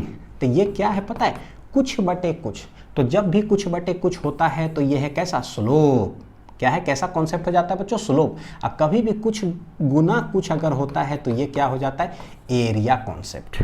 ठीक है, तो मेरे लैंग्वेज में स्लोप मतलब होता है पता है क्या, टैन थीटा, जो कि है कुछ बटे कुछ, और एरिया मतलब होता है कुछ है कुछ गुना कुछ। तो कभी भी अगर गुना हो रहा हो तो एरिया कॉन्सेप्ट आएगा, और कभी भी डिवाइड हो रहा हो तो इसका मतलब है स्लोप कॉन्सेप्ट। ठीक, देखना स्लोप मतलब होता है टैन थीटा, और टैन थीटा होता है परपेंडिकुलर बटे क्या होता है, बेस, इसीलिए ऐसा है। ठीक, एरिया में जब भी बोलते हैं तो एरिया ऑफ ट्राइंगल की अगर बात करेंगे तो देखो क्या, half into base into height. हाँ, एरिया ऑफ रेक्टेंगल की अगर बात करें, क्या है रेक्टेंगल, तो ये हो जाता है लेंथ इंटू ब्रेड्थ। देख रहे हो गौर करके, कुछ गुना कुछ, कुछ गुना कुछ। और एरिया ऑफ ट्रेपेजियम भी बोलते हैं half into sum of parallel sides, sum of parallel sides into distance between them. तो सम ऑफ पैरेलल साइड मतलब क्या, साइड को जोड़ो तो एक साइड आ गया, into distance between them into distance, तो भैया लेंथ इंटू लेंथ ही गुना होता है। तो एरिया ऑफ ट्रेपेजियम भी क्या है, गुना ही है, कुछ गुना कुछ, यानी सब एरिया के अंदर आता है। तो यहां बोलेंगे कैसे पता है, स्लोप है ये, तो किसका स्लोप, तो चार्ज और टाइम का जो स्लोप होगा ना, तो slope of charge time graph gives क्या, करंट। ये हो जाएगा कॉन्सेप्ट, इसको लिख लीजिए कि slope of charge time graph gives क्या दे देता है भाई, करंट देता है। ठीक है, तो इसमें कैसे आएगा, आई टी गुना हो रहा है करंट और टाइम, तो बोलेंगे area under current time graph gives क्या है, टोटल चार्ज फ्लोइंग कितना है। ठीक है, तो इसमें बोलेंगे area of current time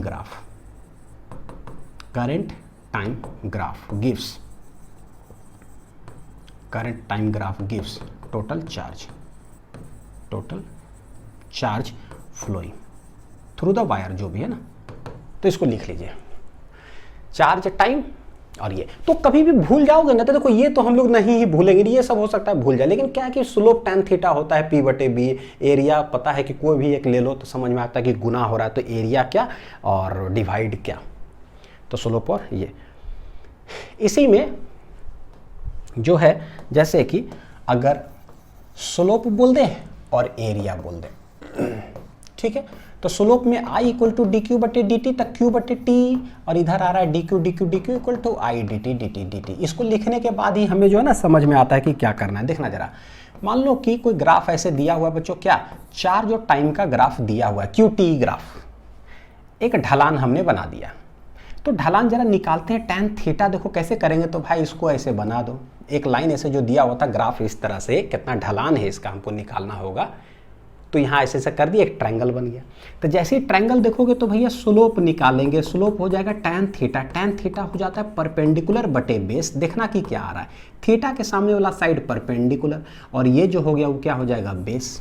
perpendicular में है क्या, तो ये लेंथ क्या बतलाएगा हमें, देखो जरा क्या बतला रहा है, चार्ज, यानी ये भैया चार्ज देगा। अच्छा, और ये जो बेस है मेरा, क्योंकि हमें पता है देखो ये 90 डिग्री है, तो ये तो हाइपोटेनियस, ये बेस में क्या देगा, ये लेंथ देगा टाइम। देख लो क्यू बटे टी दिखा, यानी कि क्या है, ये करंट, तो पता चल गया कि भाई ये करंट ही देगा। तो slope of Q T graph gives current. तो जब भी कभी क्यू टी बना हुआ ढलान निकालते जाइए, आपको करंट पता चलते चला जाएगा। अच्छा, एरिया में तो देखो एरिया, लेट इस तरह से ना कोई एक ट्रायंगल, क्या है, या चलो इसमें ट्रायंगल बना है तो इसमें थोड़ा ऐसा बना देते हैं, एक रेक्टेंगल बना देते हैं। बना दिया हमने रेक्टेंगल, किसका ग्राफ है, करंट और टाइम का है। लिखते हैं एरिया ऑफ रेक्टेंगल। तो भाई एरिया ऑफ रेक्टेंगल होता क्या है, लेंथ इंटू ब्रेड्थ। लेंथ में क्या, ब्रेड्थ में क्या, लेंथ में क्या, तो देखो ये लेंथ और ये मान लो ब्रेड्थ बोलते हैं। लेंथ में देखो क्या है भाई, टाइम, ठीक है। ब्रेड्थ में क्या है, तो ये क्या बतला रहा है, करंट। देख लो जरा, करंट इनटू टाइम, तो करंट इनटू टाइम गुना होकर के आ क्या रहा है, चार्ज। यानी पता चल गया IT IT IT क्या देगा, चार्ज देगा। तो area of IT graph gives करते ही एक ओवरव्यू हो जाता है कि अच्छा डायरेक्ट हमको कैसे पता चले तुरंत कि क्या देगा। ठीक, सवाल सॉल्व करके देखें, आ जाओ सवाल देखते हैं। करंट और टाइम का ग्राफ दिया, देखो अभी मैं पेज नहीं पीछे पलटूंगा, ठीक है ना। अब हमको समझ में नहीं आ रहा कि भाई एरिया निकालना है कि स्लोप निकाला, कुछ भी नहीं समझ में आ रहा, ठीक। बिना पेज पलटे हुए तुरंत ऐसा क्या करें जब ग्राफिकल क्वेश्चन आए कि भाई हमें परमानेंट दिमाग में रहे, बताऊंगा। आप भी शुरुआती वही कोशिश करना। करंट और टाइम का ग्राफ दिया हुआ है, कुछ भी ऐसा दे दिया, बोलता है find charge flowing through the wire in 10 second. तो ये सेकेंड है, टाइम इधर, तो 0 सेकेंड, ये 5 सेकेंड, 10 सेकेंड, ठीक। हमको क्या निकालना है, फाइंड करना है चार्ज, लेकिन पता ही नहीं चल रहा कि एरिया निकाले कि स्लोप निकाले, सब भूल गए हम। सब भूल गए, ठीक है। तो जब भूल ही गए तो अच्छी बात है, भूल गए तो सब सही बनेगा। कैसे, करंट बराबर होता है rate of flow of charge, देखो बड़ा बढ़िया, ठीक है। dq/dt निकालना क्या, चार्ज। तो एक तो ये चार्ज को अकेला करो पहले, है ना, चार्ज को अकेला करो, तो भैया चार्ज अकेला करो क्योंकि हमको निकालना है। तो ये हो जाएगा I dt, एक तो ये समझ में आता है। दूसरा, ग्राफ किसका है, IT का, तो इसमें हम क्या करेंगे, तो ग्राफ किसका है, IT का, तो इसमें हम क्या करेंगे, तो दिखाओ, दोनों को गुना करेंगे भाई, गुना करेंगे, यानी दिखा क्या है, एरिया ऑफ IT ग्राफ हमें निकालेंगे, तो वो दे करके हमें देगा क्या बच्चों, चार्ज देगा। देखे कैसे पता चला।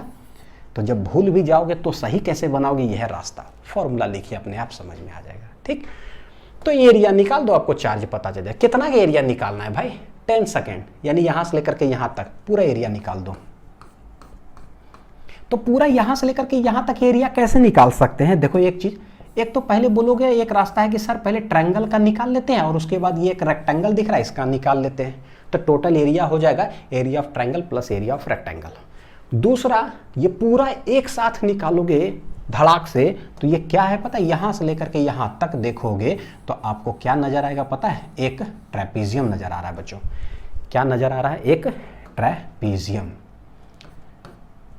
यहां तक अगर डायरेक्ट देखोगे ना तो आपको दिखेगा ये what is this, this is a trapezium. क्या दिख रहा है, ये ट्रेपीजियम। तो एक साथ निकाल लीजिए, तो ट्रायंगल और वो करके तो निकाल ही सकते हैं, मैं ट्रेपीजियम से बतला देता हूं। तो जो चार्ज है ये हो जाएगा क्या, एरिया ऑफ ट्रेपीजियम। और आप इस आंसर को वेरीफाई करना किसे, ट्रायंगल और रेक्टेंगल का निकाल करके, ठीक। और बताना कमेंट सेक्शन में कि सर मेरा उस रास्ते से भी आ गया। हाँ चलिए देखते हैं। तो ये क्या है, ट्रेपीजियम का फॉर्मूला क्या होता है, half into sum of parallel sides, sum of parallel sides into distance between them. दोनों पैरेलल साइड्स का डिस्टेंस क्या है, तो देखो कैसे लिखेंगे, half into sum of parallel side. कौन है पैरेलल साइड, तो बोले ये लाइन और ये लाइन है पैरेलल, और ये जो है वो क्या है, नॉन पैरेलल। तो भाई पैरेलल जो है दोनों, उसका लेंथ क्या है, तो देखो यहां से यहां तक टोटल कितना है, 10, तो यहां 10 प्लस, तो ये लेंथ और प्लस ये लेंथ, ये कितना है लेंथ, देखो जरा, तो बोलेंगे देखो यहां देखना, ये टोटल कितना है 10 और ये कितना है 5, तो 10 में से 5 माइनस करेंगे तो ये लेंथ कितना आएगा 5, और ये लेंथ कितना है 10, यानी कि सम ऑफ पैरेलल साइड हो जाएगा 10 plus 5 15 into distance between them. तो इन दोनों के बीच में डिस्टेंस कितना देके रखा है, 5 एम्पियर ही है, तो ठीक, तो यानी कि 5, बस आंसर हो गया। तो ये हो जाएगा हाफ इंटू 15 और गुना कितना है 5, 10 5 15 इंटू 5, लिख लीजिए इतना, है ना, ठीक है। तो क्या होगा सोचो जरा, 15 5 75, 75 बटे 2, तो ये आ जाता है कितना 37.5, यानी कि 37.5 कूलम हो जाएगा, चार्ज निकाल रहे तो। दोनों SI यूनिट में है, सब SI यूनिट हो गया, ठीक है, 37.5 कूलम। चलिए अब आते हैं बच्चों, देखो यहाँ से जो है ना चैप्टर का एक अलग जो भाग है, क्या है भाई, यहाँ तक पूरा करंट चल रहा था। अब जरा अंदरूनी मैकेनिज्म में समझते हैं कि कोई कंडक्टर से जब कोई करंट फ्लो करता है ना तो उसका अंदरूनी मैकेनिज्म क्या होता है। तो जो बात शुरू करते वक्त लेक्चर का बोले थे कि इलेक्ट्रोस्टैटिक्स और इलेक्ट्रोडायनेमिक्स में दोनों में क्या बेसिक डिफरेंस होता है, जरा देखते हैं। देखो रिलेशन बिटवीन हम लोग पढ़ने जा रहे हैं drift velocity and relaxation time क्या है ये, क्या है ये, दोनों समझेंगे। लेकिन उसके अंदर ही देखो क्या है, इलेक्ट्रोस्टैटिक्स, जो कि चैप्टर 1 और 2 में पढ़े, और आज पढ़ने जा रहे हैं करंट, इलेक्ट्रिसिटी, इलेक्ट्रोडायनेमिक्स। ठीक है, the behaviour of a conductor हम लोग देखने जा रहे हैं। ये है क्या, ये है कंडक्टर। पहले बेसिक सा जो है ना चीज समझते हैं, ये क्या है भाई, कंडक्टर। ठीक, सबसे पहले क्या है, इलेक्ट्रोस्टैटिक के अंदर जो हम लोग पढ़े हैं, पोलराइजेशन वाला जो लेक्चर पढ़े थे, कैपेसिटर का पोलराइजेशन, डाइलेक्ट्रिक्स इन कैपेसिटर का जो फर्स्ट लेक्चर था पूरा। देखो बच्चों, इलेक्ट्रोस्टैटिक्स पढ़ा हुआ होना चाहिए ना करंट इलेक्ट्रिसिटी पढ़ने के लिए। अगर पढ़ा रहेगा तो थोड़ा सा ज़्यादा मज़ा आएगा समझने में। तो जो भी बच्चे नहीं देखे होंगे या कॉन्सेप्ट अगर लग रहा होगा ना कि पोलराइजेशन का क्या थोड़ा सा कंडक्टर बिहेवियर होता है डाइलेक्ट्रिक्स, तो यूट्यूब में टाइप करिएगा डाइलेक्ट्रिक्स इन capacitor part 1 physics links. 3 part में टोटल है वो। चलो देखते हैं। तो एक कंडक्टर हमने रखा और ये 2 प्लेट्स है, एक प्लेट पर पूरा plus plus plus plus plus plus plus plus plus plus charge, एक प्लेट पर minus minus minus minus minus charge. ठीक है, यानी कि इलेक्ट्रिक फील्ड है यहाँ पर, तो प्लस से माइनस के बीच यहाँ पर एक मतलब इलेक्ट्रिक फील्ड होगा जो कि कंडक्टर के बाहर है, तो हम कह सकते हैं उसको एक्सटर्नल इलेक्ट्रिक फील्ड बोल रहे हैं। तो उसका डायरेक्शन किधर होगा, सोचो डायरेक्शन किधर होगा, डायरेक्शन हो जाएगा इधर, जिसको कि बोल रहे हैं ई एक्सटर्नल है, प्लस से माइनस के बीच। अब सिंस कंडक्टर रखे तो हमें पता है कि भाई कंडक्टर हो चाहे कोई डाइलेक्ट्रिक्स हो, जैसे ही एक्सटर्नल फील्ड आया तो उसके अंदर पोलराइजेशन स्टार्ट हो जाता है। पोलराइजेशन का मतलब क्या, ये प्लस प्लस प्लस होगा तो इसके अंदर सिंस देखो कंडक्टर है तो फ्री इलेक्ट्रॉन्स है, तो इलेक्ट्रॉन्स अट्रैक्ट होके आएंगे इधर, तो नेगेटिव चार्जेस जो है वो इंड्यूस होगा किधर, इधर है ना, और पॉजिटिव चार्जेस अट्रैक्ट होके जाएगा किधर, उस प्लेट के तरफ, तो पॉजिटिव इंड्यूस होगा यहाँ पर। तो ये जो चार्जेस होते हैं क्या कहलाते हैं, इंड्यूस्ड चार्जेस। ये था मान लो कि प्लस क्यू माइनस क्यू। हमें पता है कि कंडक्टर के अंदर जैसे ही चार्जेस इंड्यूस होना हुआ तो देखो इधर प्लस प्लस प्लस, इधर माइनस माइनस माइनस, तो प्लस से माइनस के तरफ इलेक्ट्रिक फील्ड एक डेवलप होगा जिसको कि बोलेंगे ई इंड्यूस्ड। क्या बोलेंगे, ई इंड्यूस्ड इलेक्ट्रिक फील्ड। यानी कि एक्सटर्नल जो है वो है इधर, लेकिन इंड्यूस हो रहा है उसके वजह से इलेक्ट्रिक फील्ड इधर, such that what is the net electric field inside a conductor. तो होता क्या है, कंडक्टर का जो बिहेवियर है कि भैया ये तब तक पोलराइज होते जाता है, तब तक इंड्यूस होते जाता है, such that net electric field inside the conductor पूरे इलेक्ट्रोस्टैटिक्स में क्या होता था, जीरो। क्या होता था बच्चों, जीरो। तो बोलेंगे भाई देखो यहाँ नेट इलेक्ट्रिक फील्ड इनसाइड जो कंडक्टर होगा क्या होगा, तो बोले ये एक्सटर्नल इधर है कंडक्टर के अंदर, एक्सटर्नल इधर, इंड्यूस्ड इधर, तो व्हाट इज नेट, इतना माइनस इतना करते हैं जरा, ठीक है, देखना जरा। तो ई एक्सटर्नल माइनस क्या है, ई इंड्यूस्ड कर दिए। लेकिन since net electric field inside the conductor is zero, पहला पॉइंट में मान लो लिख रहा हूं, तो ये होगा क्या, तो this is E external minus E क्या है, इंड्यूस्ड। हेंस यहाँ से देखते हैं तो हमें पता चलता है कि भाई ई इंड्यूस्ड जो हम निकाल रहे हैं कितना होगा, ये इधर, तो किसके बराबर हो जाएगा, ई एक्सटर्नल के बराबर हो जाता है, कि तब तक इंड्यूस होते रहेगा सच दैट अगर ये मान लो इलेक्ट्रिक फील्ड का वैल्यू 20 है तो भैया इधर भी कितना हो जाएगा, 20। तो ये कब तक होगा बच्चों, समझ में आता है। अगर यहाँ प्लस क्यू माइनस क्यू है ना, तो ये चार्ज कितना हो जाएगा, माइनस क्यू यहाँ इंड्यूस हो जाएगा, और ये कितना हो जाएगा, प्लस क्यू। सेम मैग्नीट्यूड का चार्ज इंड्यूस होता है। या सरफेस चार्ज डेंसिटी सिग्मा बोलोगे तो अगर यहाँ प्लस सिग्मा माइनस सिग्मा, तो यहाँ पर प्लस सिग्मा, ये माइनस सिग्मा, कंडक्टर के रूप में मतलब जब रहता है तब। डाइलेक्ट्रिक्स होगा तो ये कम होता है पोलराइजेशन। तो ये हो गया। तो यहां से एक चीज ये पता चला कि भाई नेट इलेक्ट्रिक फील्ड जो है inside, net electric field inside the conductor वो कितना हो गया, zero. Net electric field inside the conductor कितना हो गया, जीरो। तो ये था इलेक्ट्रोस्टैटिक्स का कहानी, ठीक है। नेट को चार्ज देखो इसमें फ्लो नहीं कर रहा है, बस 2 प्लेट पर क्या हो गया, यहां पर minus minus minus minus minus charge आकर के जमा हो गया, प्लस प्लस प्लस यहां आके जमा हो गया। जमा होना को अंग्रेजी में क्या बोलते हैं कि accumulation of the charges takes place at the surface of the conductor. Conductor के सरफेस पर इधर और इधर चार्ज एक्यूमुलेट हो रहा है, ठीक। तो एक लाइन और हम लिख सकते हैं बच्चों पॉइंट वाइज में ना, थोड़ा ज्यादा अच्छा रहेगा कि here accumulation of the charges takes place, accumulation of the charges takes place at both ends of the conductor, at both ends of the conductor, both ends of the conductor. ठीक है, एक तो ये हो गया कहानी इधर का। चलिए अब देखते हैं क्या कि भाई एक्सटर्नल इलेक्ट्रिक फील्ड है तो कहानी क्या हुआ इलेक्ट्रोस्टैटिक्स में समझ में आता है। अब यही कंडक्टर को क्या करते हैं, एक तार के साथ जो है ना, तार के साथ लगा दिए एक बैटरी हमने लगा दिया, तार के साथ हमने क्या लगा दिया, एक बैटरी लगा दिया, यानी वायर के साथ कनेक्ट कर दिया। बताओ कि अब क्या कारनामा होगा, है ना। तो डायनेमिक्स पढ़ने जा रहे हैं, चार्ज फ्लो करेगा, net flow of the charge. देखते हैं कि क्या होता है इसके अंदर। हमें पता है कि ये पॉजिटिव टर्मिनल है, ये नेगेटिव टर्मिनल है, ये पॉजिटिव पॉजिटिव पॉजिटिव बच्चों, ये क्या है भाई, कंडक्टर। तो अभी हमें पता है कि जैसे ये पॉजिटिव टर्मिनल है तो इस साइड पॉजिटिव हो गया यहां पर, ठीक है, ये नेगेटिव तो इस साइड नेगेटिव हो गया।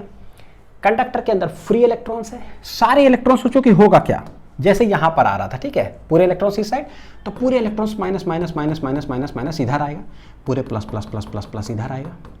उसी तरह से प्लस वाला पूरा खींचा इलेक्ट्रॉन्स को और नेगेटिव टर्मिनल पॉजिटिव को खींचा, हो गया पोलराइजेशन। लेकिन सिंस यहां पर चार्ज एक्यूमुलेट हो गया था, यहां पर कोई वायर कनेक्टेड नहीं था, यहां पर कारनामा क्या है, जैसे ही इलेक्ट्रॉन यहां पर आएगा ना, उसको क्या हुआ, एक रास्ता मिल गया, एक पाथ मिल गया फ्लो करने के लिए।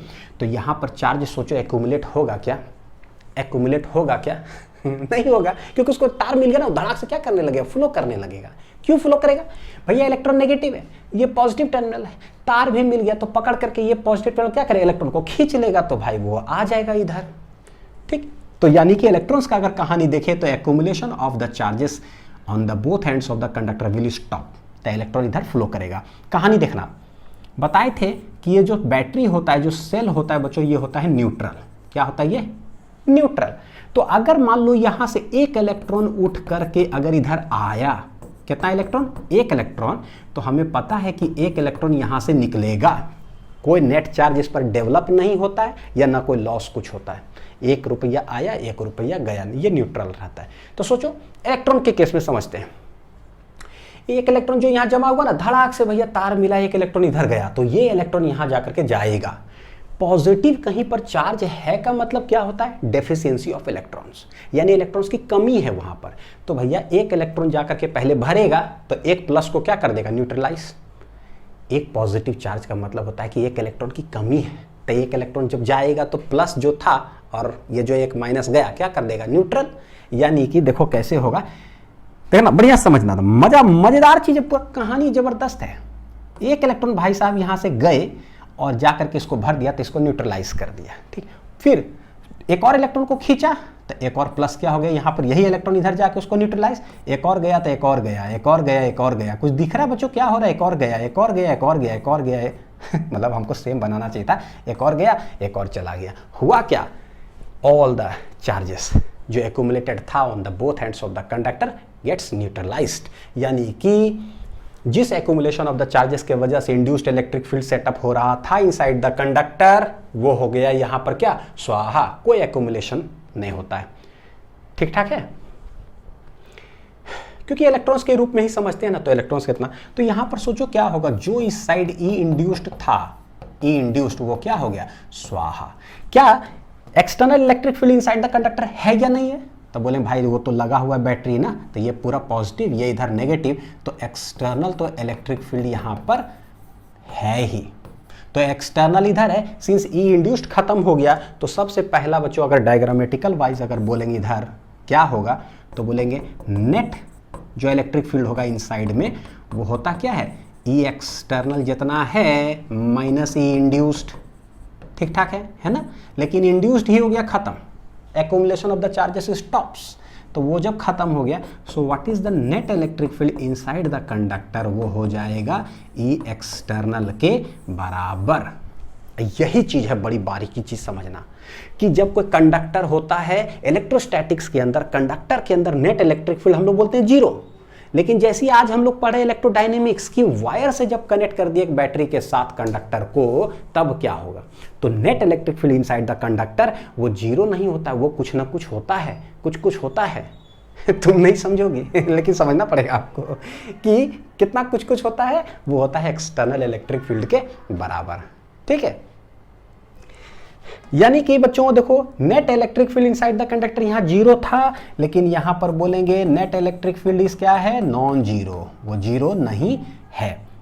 ठीक है, अब सिंस हमें पता चल गया कि यहां पर क्या है, एक्सटर्नल इलेक्ट्रिक फील्ड है प्रेजेंट, ठीक, तो होगा क्या, तार के अंदर बहुत सारे फ्री इलेक्ट्रॉन्स हैं। अब सोचो इलेक्ट्रिक फील्ड एक्सटर्नल से प्रेजेंट है तो भैया इधर है पूरा प्लस प्लस, समझना जरा, ठीक है, और इधर क्या माइनस, यानी माइनस माइनस माइनस माइनस है। सोचो कि हर इलेक्ट्रॉन पर होगा क्या, अब अंदर इलेक्ट्रिक फील्ड प्रेजेंट मतलब यहाँ प्लस और इधर माइनस, ये है नेगेटिव इलेक्ट्रॉन, ये माइनस इसको मारेगा धक्का और ये प्लस पकड़ के लेगा खींच, यानी हर इलेक्ट्रॉन पर क्या लगने लगेगा, इलेक्ट्रिक फोर्स लगने लगेगा।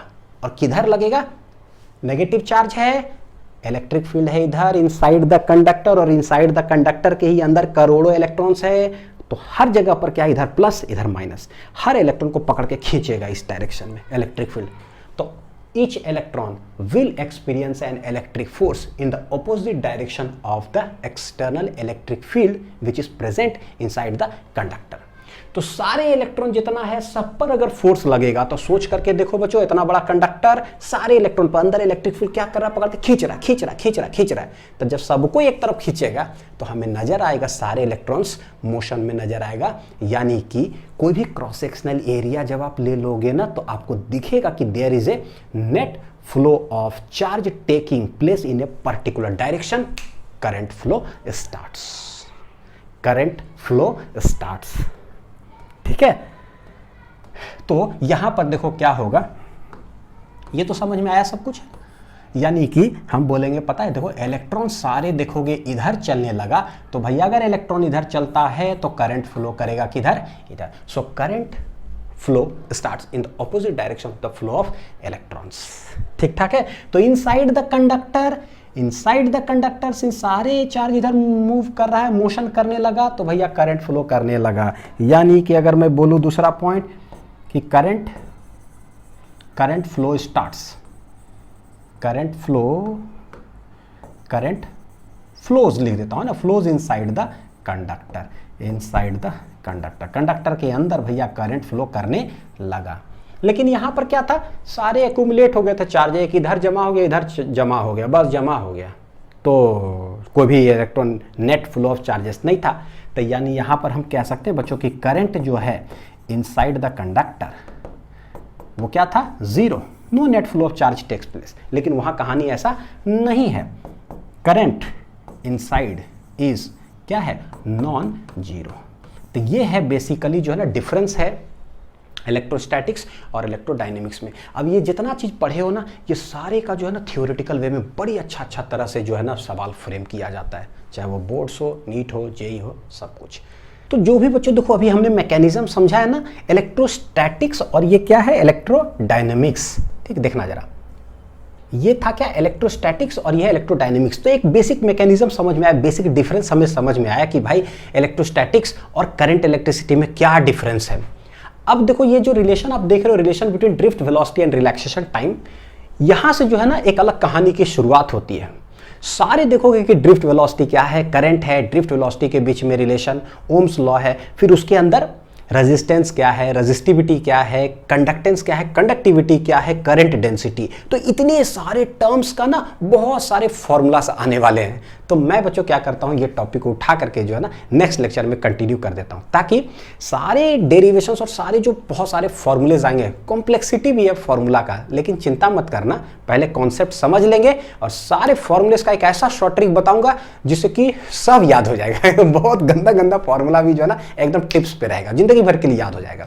तो मिलते हैं बच्चों अगले लेक्चर में, ठीक है, तब तक आप इसको पढ़िए और रिवीजन करिए, और जितने भी फॉर्मूलेज करंट के दिए हैं ना आप सारे पे सवाल बनाने की कोशिश करो, और डीपीपी में भी सवाल रहेगा तो उसको भी आप अटेम्प्ट करिएगा। Thank you.